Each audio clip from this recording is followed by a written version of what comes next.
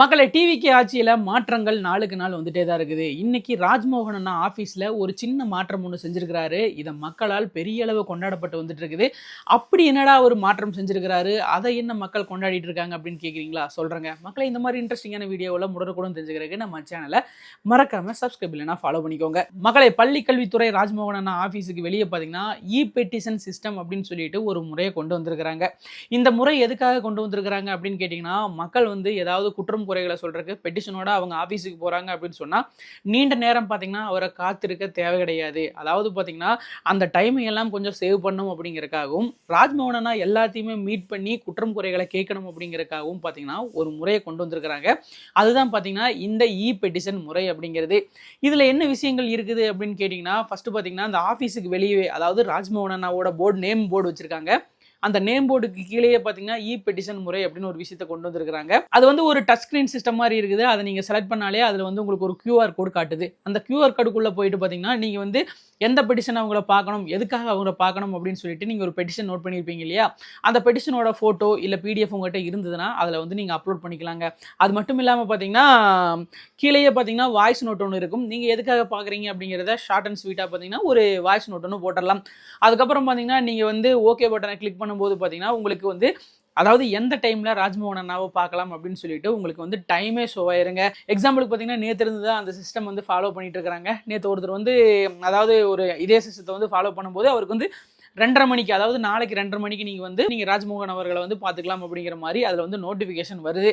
சீரியஸாகவே இந்த சிஸ்டம் வந்து ரொம்ப நல்லா இருக்குது அப்படிங்கிற மாதிரி தாங்க இருக்குது. நம்ம ஒரு அரசு அலுவலகத்துக்கு போகிறோம், அவங்க வந்து எப்போ இருக்காங்க எப்போ இல்லை அப்படிங்கிறது நம்மளுக்கு சரியாக தெரிய மாட்டேது. ஒரு பெட்டிஷன் கொடுக்குறோம் அப்படின்னு போனாலும் இவ்வளோ நாட்களாக பார்த்தீங்கன்னா, அதாவது நீண்ட நேரம் நிற்க வேண்டியதாக இருக்கும். அது மட்டும் இல்லாமல் நின்னதுக்கப்புறமா அவர் வந்து திடீர்னு ஏதாவது ஒர்க்காக வெளியே போகிறதுக்கு வாய்ப்புகள் இருக்குது. இன்னைக்கு பார்க்க முடியாதுப்பா நாளைக்கு வாங்க அப்படின்னு சொல்கிற மாதிரியும் இருக்குது. ஆனால் இந்த விஷயங்களை எல்லாம் தவிர்க்கிறதுக்காக தான் இந்த முறையை கொண்டு வந்திருக்கிறாங்க. அதாவது பார்த்தீங்கன்னா வேலை வந்து சரியாக நடக்கணும், மக்களோட குற்றம் குறைய கேட்கணும், மக்களோட நேரமும் பார்த்தீங்கன்னா வீணாகக்கூடாது அப்படிங்கிறதுக்காக இந்த பெட்டிஷன் முறையை கொண்டு வந்திருக்கிறாங்க. இது மக்களால் பெரிய அளவு வரவேற்கப்பட்டு வந்துட்டு இருக்குது. சரி, நீங்கள் ஒரு விஷயத்தை கேட்கலாம், சேர்றா படிக்கிறவங்க இந்த மொபைல் வச்சிருக்கிறவங்க எல்லாருமே பார்த்தீங்கன்னா இதை வந்து ஈஸியாக பண்ணிட்டு போயிடுவாங்க. ஆனால் பாமர மக்கள் வந்து பார்க்குறவங்க, படிக்க தெரியாதவங்க எப்படி வந்து இதை அணுகிறது அப்படின்னு கேட்டிங்கன்னா, அதுக்கு பக்கமே பார்த்தீங்கன்னா இதுக்காகவே ஒரு வேலையாளையும் நியமிக்கப்பட்டிருக்கிறாங்க. அவங்க வந்து உங்களுக்கு வந்து கைட் பண்ணி நீங்கள் வந்து என்ன பண்ணணும் அப்படிங்கிறதையும் பார்த்தீங்கன்னா அந்த பெட்டிஷனையும் பார்த்தீங்கன்னா பண்ணி கொடுத்து, அந்த பெட்டிஷனில் வந்து என்ன டைம் காட்டுதோ அந்த டைமையும் பார்த்தீங்கன்னா அவங்க சொல்லிடுறாங்க. இந்த மாதிரி ஒரு முறை தான் பார்த்தீங்கன்னா இப்போ ராஜ்மோகன் அண்ணாவோட ஆஃபீஸில் வந்து இந்த சிஸ்டம் வந்து நடந்துட்டு இருக்குது. கண்டிப்பாக வந்து இது வந்து வரவேற்கக்கூடிய ஒரு இம்ப்ரெசிவான சிஸ்டம் அப்படிங்கிற மாதிரி தாங்க இருக்குது. இதே முறை பார்த்தீங்கன்னா எல்லா அரசு அலுவலகங்கள்லையும் யூஸ் பண்ணாங்க அப்படின்னு சொன்னால் கண்டிப்பாக வந்து ஒரு நல்ல விஷயம் அப்படிங்கிற மாதிரி தாங்க இருக்குது. இந்த முறை பார்த்தீங்கன்னா நேற்று இருந்து தான் அமலுக்கு வந்திருக்குது அப்படிங்கிற மாதிரி சொல்கிறாங்க. மக்கள் நேற்றிருந்தே இது யூஸ் பண்ணிட்டு தான் இருக்கிறாங்க. மக்கள் பெரிய அளவு கொண்டாடிட்டு வந்துட்டு இருக்கிறாங்க. என்னை பொறுத்தளவு பார்த்தீங்கன்னா இது ஒரு சூப்பரான நியூஸ் அப்படிங்கிற மாதிரி தான் இருக்குது. இதை பற்றி உங்களுக்கு கருத்து என்ன அப்படிங்கிறதையும் கமெண்ட் பாக்ஸில் மறக்காமல் எங்களோட ஷேர் பண்ணிக்கோங்க. அதே மாதிரி ராஜ்மோகன் அண்ணா இருக்கார் இல்லையா, அவரை பற்றி நம்ம குறிப்பிட்டு சொல்லியே ஆகணும். அவர் பார்த்திங்கன்னா, அதாவது சட்டசபையில் அவர் பேசக்கூடிய பேச்சுகளாகட்டும் எல்லாத்துலேயுமே ஒரு கிளாரிட்டி இருக்குது. கிளாரிட்டி அப்படிங்கிறத தாண்டி மக்கள் வந்து எல்லா விதத்துலையும் பயன்படணும் அப்படிங்கிறதுக்காக நிறைய விஷயத்தை யோசிச்சு பண்ணிட்டு இருக்கிறாப்புல. அந்த விஷயத்தில் பார்த்தீங்கன்னா இவங்க இருக்கிற இன்னொரு மிகப்பெரிய ப்ளஸ் என்னவா இருக்குது அப்படின்னு கேட்டிங்கன்னா, இப்போ பள்ளிக்கல்வித்துறை மேலே ஏதாவது ஒரு குற்றச்சாட்டுகள் வைக்கிறாங்க அப்படின்னு சொன்னால் அந்த மாதிரி ஒரு குற்றம் வந்து நடக்கவே இல்லை அப்படிங்கிறத இவர் சொல்கிறதே கிடையாது. இந்த மாதிரி ஒரு குற்றம் நடந்திருக்குது, நான் இது மேலே வந்து ஆக்ஷன் எடுத்திருக்கிறேன் அப்படிங்கிற மாதிரி சொல்லியிருக்காரு. ரீசெண்டாக பார்த்தீங்கன்னா ஒரு அரசு ஸ்கூலில் பார்த்தீங்கன்னா இந்த விஜய் அவர்களோட பிறந்தநாளுக்கு ஜாலியோ ஜிம்கானா அப்படிங்கிற ஒரு பாட்டை பார்த்தீங்கன்னா அங்கே இருக்கிற தாவேக்க நிர்வாகிகள்லாம் சேர்ந்து குழந்தைகள் எல்லாம் பாட வச்சு அதை வந்து ஒரு ரீல்ஸாக எடுத்து போட்டிருக்கிறாங்க.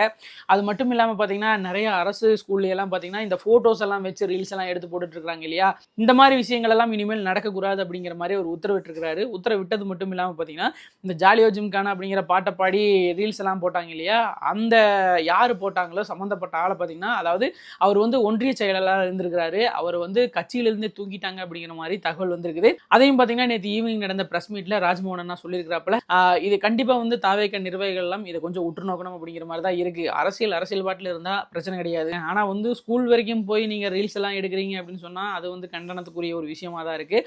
அதை வந்து ராஜ்மோகன் அண்ணாவும் பார்த்தீங்கன்னா இப்போ தெளிவுபடுத்தியிருக்கிறாப்புல, இனிமேல் இந்த குற்றங்கள் நடக்கக்கூடாது அப்படிங்கிற மாதிரியும் சொல்லியிருக்கிறாப்புல. அதே மாதிரி அரசு பள்ளிகள் எல்லாம் படிக்கிற குழந்தைகளுக்கு நார்மலாக வந்து ஒரு கவர்மெண்ட் கவர்மெண்ட் சைக்கிள் கொடுக்குறாங்க இல்லையா, அந்த சைக்கிள் வந்து இனிமேல் கிடைக்காதாமாங்க. என்னடா சொல்கிறேன், இனிமேல் அந்த மாதிரி சைக்கிள் கிடைக்காது அப்படின்னு கேட்டிங்கன்னா, அதாவது நம்மலாம் பார்த்தீங்கன்னா கவர்மெண்ட் ஸ்கூல் சைக்கிள்ங்கிறத தாண்டி வெளியே வந்து கடையிலெல்லாம் வாங்குறோம் இல்லையா சைக்கிள், அதே மாதிரி பல வண்ணங்கள் கொண்ட சைக்கிள் தான் இனிமேல் வரப்போகுது அப்படிங்கிற மாதிரி சொல்லிட்டு இருக்காங்க. அதுக்குண்டான டிசைனிங் ப்ராசஸ் எல்லாம் போயிட்டு இருக்காமாங்க. இந்த வருஷத்துக்குள்ளேயே பார்த்தீங்கன்னா அந்த சைக்கிளும் பார்த்தீங்கன்னா குழந்தைகளுக்கெல்லாம் கொடுக்க போறாங்க அப்படிங்கிற மாதிரியும் தகவல் சொல்லியிருக்காங்க. அதே மாதிரி ராஜ்மோகன் அவர்கள் பார்த்தீங்கன்னா ரீசெண்டாக ஸ்கூல்ஸ்க்குலாம் போயிருக்காரு. அங்கே பார்த்தீங்கன்னா குழந்தைகள்லாம் ஒரு கோரிக்கை வச்சிருக்காங்க அவர்கிட்ட. அதாவது என்னன்னு கேட்டிங்கன்னா, பிடி பீரியட் எங்களுக்கு விட மாட்டேங்கிறாங்க, அந்த பீரியட்லையும் பார்த்தீங்கன்னா மேக்ஸ் எடுத்துட்டு இருக்காங்க அப்படிங்கிற மாதிரி குற்றம் சொல்லியிருக்காங்க. அதுக்கும் பார்த்தீங்கன்னா உடனடியாக நடவடிக்கைகள்லாம் எடுக்க போகிறோம் அப்படிங்கிற மாதிரியும் சொல்லியிருக்காங்க. அதாவது என்னன்னு கேட்டிங்கன்னா, எந்த ஸ்கூல்லையும் பார்த்தீங்கன்னா பிடி பீரியட் அப்படிங்கிறது பார்த்தீங்கன்னா கம்பல்சரி. அதை பார்த்தீங்கன்னா நீங்கள் வந்து சயின்ஸு மேக்ஸு இந்த மாதிரி விஷயங்களுக்கெல்லாம் யூஸ் பண்ணக்கூடாது அப்படிங்கிற மாதிரி ஒரு உத்தரவு கொடுக்க போகிறேன் அப்படிங்கிற மாதிரியும் சொல்லியிருக்கிறாரு. குழந்தைகள் எல்லாம் கொஞ்சம் குஷியாக தான் இருக்கிறாங்க அப்படிங்கிற மாதிரி தாங்க இருக்குது. அதே மாதிரி தனியார் பள்ளிகள் எல்லாம் அப்ரூவல் வாங்குறதுக்கு நீங்கள் எந்த கட்சி நிதியும் கொடுக்கக்கூடாது அப்படிங்கிற மாதிரியும் ஸ்ட்ரிக்டாக சொல்லியிருக்கிறாப்புல. எல்லாமே பார்த்தீங்கன்னா ஆன்லைன் மூலியமாகவே வந்துடும். பள்ளி சம்பந்தமாக எந்த வேலைகள் செஞ்சாலும் அதை ஆன்லைன்லேருந்தே நீங்கள் பெற்றுக்கலாம் அப்படிங்கிற மாதிரியும் சொல்லியிருக்கிறாங்க. ஜூன் 1ஆம் தேதியிலிருந்து அதுவும் நடைமுறைக்கு வந்துடும் அப்படிங்கிற மாதிரியும் சொல்லியிருக்கிறாங்க. டிவி கேட்சியில் கண்டிப்பாக பள்ளி கல்வித்துறையில் நிறைய மாற்றங்கள் நாளுக்கு நாள் வந்துட்டு தான் இருக்குது. கண்டிப்பாக இதெல்லாம் மக்களும் வரவேற்றுட்டு தான் இருக்கிறாங்க.